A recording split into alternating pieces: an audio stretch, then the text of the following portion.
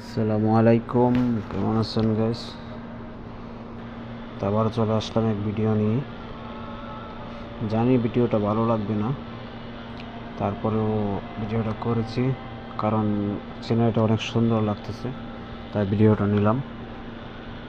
দেখুন কি সুন্দর, এটা হচ্ছে সৌদি আরব জিদ্দা বলদের সাথে ভিডিওটা।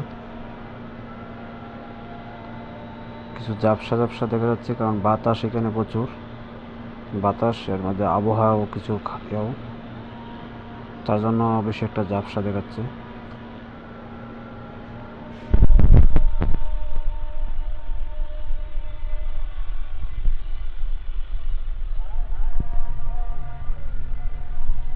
সাগর সাগর